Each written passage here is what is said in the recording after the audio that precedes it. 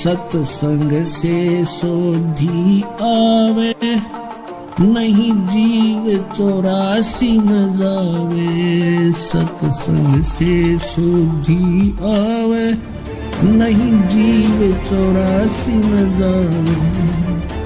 अब बेटो द्वेष और राग, जैसा मोती ओस का ऐसी तेरी आवे। गरीबदास कर बंदगी भाई भौर न ऐसा दाव, ऐसा दाव, ऐसा मौका, ऐसा चांस मनुष्य शरीर और फिर ये तत्व ज्ञान, और अब भी तुम पीछे रहोगे। कहते फिर परमात्मा ना संभाले तुमने कई हजारों वर्षों तक,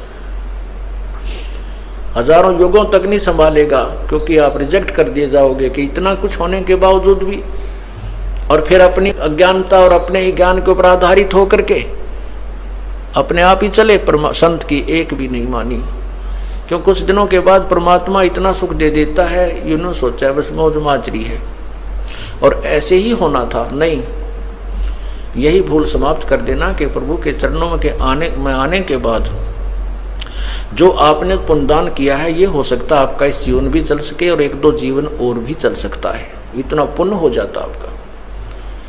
लेकिन जिस दिन से आप संत से विमुख हो जाते हैं, उसी दिन आपका फुल स्टॉप हो जाता है।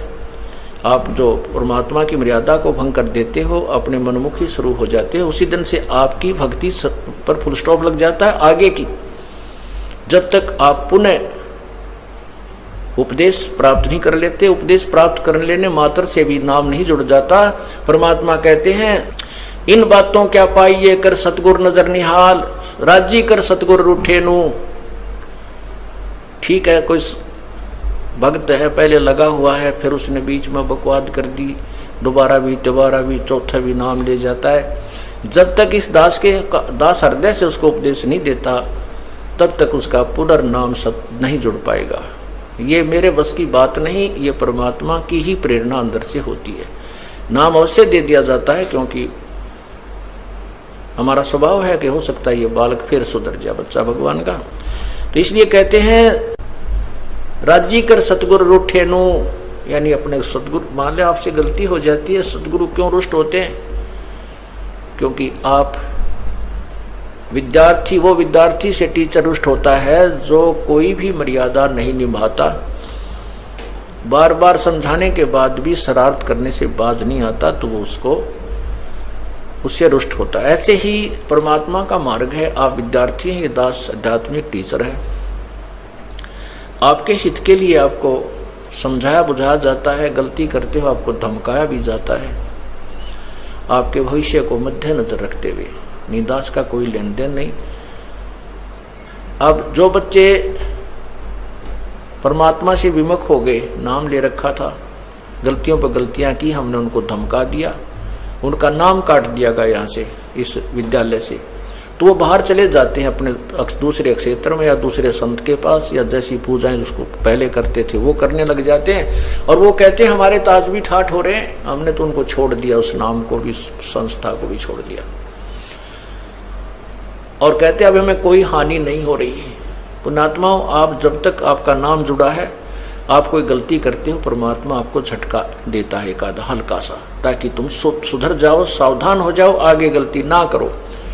और जब यहाँ से विमुख हो जाते हो, आपका नाम कट जाता है, आप चाहे सत्संग में भी आते रहोगे, परमात्मा आपको स्वीकार नहीं करता है, तो फिर आपके ऊपर झटके नहीं आएंगे, आपको केवल वो काल पुण्य देगा जो आपका दे रखा है। जैसे विद्यार्थी, जो बच्चा स्कूल में आता है, गलती करता, टीचर उसको पीटता भी है, एक आधा थप्पड़ भी मार दे, खुड़कावत धमकाता भी है, और जब वो बच्चा स्कूल छोड़कर चला जाता है, फिर चाहे वो गधे पर बैठ कर बारी लेता रहे, कहीं घूमता रहो, कहीं खेलो, वो टीचर उसको कुछ नहीं कहेगा, उसके साथ से निकल जाएगा। वो कितनी शरारत कर रहा हो, वो नहीं, टीचर नहीं बोलेगा उससे, क्योंकि अब उसका विद्यार्थी नहीं रहा। इसी प्रकार जो अनजान व्यक्ति यहाँ से चले गए, उनको पूर्व जन्म की जो यहाँ रहते हुए और इस जन्म में भी जो पुण्य किए, भक्ति की, वो काल उनको अवश्य देगा, और उसके कारण वो ठाठ करते नजर आएंगे। और हो सकता है इस जीवन में कोई हानि भी ना हो, क्योंकि उनको पीटेगा नहीं कि अध्यापक, क्योंकि वो अब विद्यार्थी नहीं रहे और अपना जीवन बर्बाद कर रहे हैं। फिर मजदूर लगेंगे, जो विद्यार्थी विद्यालय छोड़कर चले जाते हैं टीचर के धमकाने खुरकाने से, तो वो सफल नहीं हुआ करते। तो इसी प्रकार हमने उस परमात्मा की भक्ति करनी है। बोलो सतगुरुदेव की जय।